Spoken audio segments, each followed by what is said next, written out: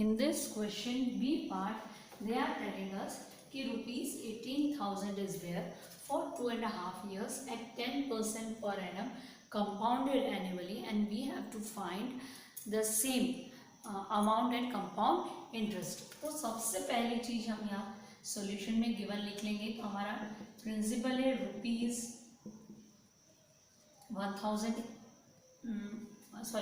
18,000. Rate जो हमारा आ रहा है वो 10% पर एनम कंपाउंडेड एनुअली, मतलब ईयरली के हिसाब से पता लगाना है. और टाइम आ रहा है 2.5 years. अब देखिए, जब भी हम अमाउंट का फॉर्मूला यूज करते हैं तो अमाउंट के फॉर्मूले में कंपाउंड इंटरेस्ट के केस में टाइम यहाँ ऊपर आता है, पावर. मतलब अगर टाइम हमने यहाँ पे दिया है 2.5 years, तो अगर हमने टाइम को यहाँ पे 2.5 years लिख दिया तो then it will be difficult to solve. तो हम क्या करते हैं, यहीं पे हम टाइम को दो पार्ट्स में डिवाइड कर देते हैं. मतलब टाइम को हम लिख देते हैं 2 years प्लस हाफ ईयर्स. हमारा वर्क इजी कर लेते हैं.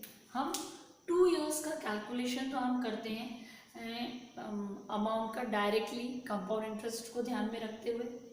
क्लियर. और जो 2 years में जो हमें अमाउंट मिलेगा, ठीक है, उस पे हम हाफ ईयरली के हिसाब से सिंपल इंटरेस्ट का फॉर्मूला लगाएंगे. Concept clear. हम ऐसा क्यों कर रहे हैं, आई एम रिपीटिंग अगेन. हम इसलिए ऐसा कर रहे हैं क्योंकि टाइम दिया है 2.5 years. फॉर्मूले के अकॉर्डिंग यहाँ पावर में आएगा 2.5. तो 2.5 टाइम्स हम करेंगे तो it will be very complicated to solve. तो हम इस चीज को दो पार्ट्स में स्प्लिट कर देते हैं. 2.5 years को क्या कर लेते हैं, 2 years प्लस हाफ ईयर्स. तो obviously 2 years plus half years it will B 2.5 years. तो ये 2 years में तो हम बिल्कुल सिंपल अमाउंट का फॉर्मूला कंपाउंड इंटरेस्ट वाले केस का यूज करेंगे and we will get the amount. मतलब 2 years का हमें अमाउंट मिल जाएगा. फिर वो जो अमाउंट है will act as principal for remaining half year, और हम रिमेनिंग हाफ ईयर का इंटरेस्ट निकालेंगे और जब दोनों को प्लस कर देंगे तो we will get total amount. तो लेट्स सी हियर.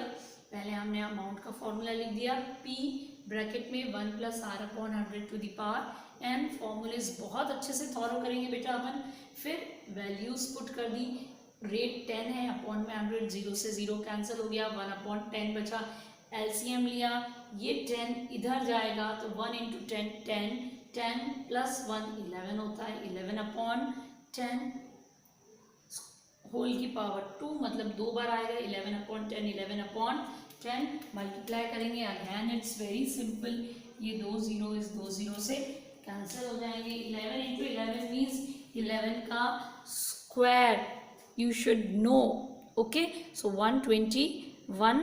11 का स्क्वायर आ गया, उसमें हमने मल्टीप्लाई कर दिया 180 का, तो वी गॉट ₹21,780. ये हमारे कितने साल के लिए है, इट इज़ फॉर 2 years. हमने यहाँ 2 year ही टाइम पीरियड लिखा था, तो इट इज़ फॉर 2 years. अब हमारा हाफ ईयर बचा है, तो इसी अलग से फोकस करा है मैंने. इंटरेस्ट फॉर हाफ ईयर, तो यहाँ पे सिंपल इंटरेस्ट का फॉर्मूला लगेगा. Simple interest is equals to P × R × T/100. और ये जो P है, ये जो P है, ये प्रिंसिपल, इसकी जगह आएगा हमारा ये अमाउंट. ये जो अमाउंट है this will act as principal, जो बचा हुए हाफ ईयर है उसके लिए. ओके, तो सी यहाँ ऊपर I have kept the values. P की जगह वैल्यू पुट कर दी. ये फॉर्मूला सिंपल इंटरेस्ट वाला ही चल रहा है.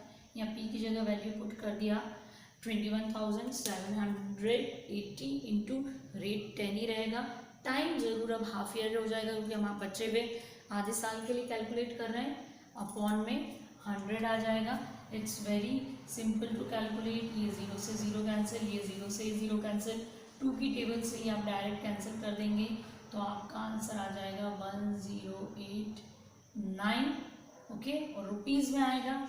अब टोटल अमाउंट कैसे निकलेगा, जो हमारा पहला वाला अमाउंट है 21,780, जो 2 साल का अमाउंट है, उसमें हम प्लस कर देंगे वो जो हमारे को हाफ ईयर का इंटरेस्ट मिला है, दैट वी विल ऐड, तो we will get total amount, actual amount जिसकी हमें ज़रूरत थी. This is our answer. अब कंपाउंड इंटरेस्ट का फॉर्मूला क्या है? कंपाउंड इंटरेस्ट का फॉर्मूला है अमाउंट माइनस प्रिंसिपल. तो we will subtract, okay, we will subtract. तो अमाउंट की जगह लिख दिया, माइनस प्रिंसिपल हमारा 18,000 था, हमने माइनस करा, तो वी गेट इट रुपीज़ 4,869. और 10 के लास्ट स्टेटमेंट आप लिख देंगे अमाउंट ऑफ कंपाउंड इंटरेस्ट की, जो कि रिक्वायर्ड कंडीशन है. And write the unit rupees.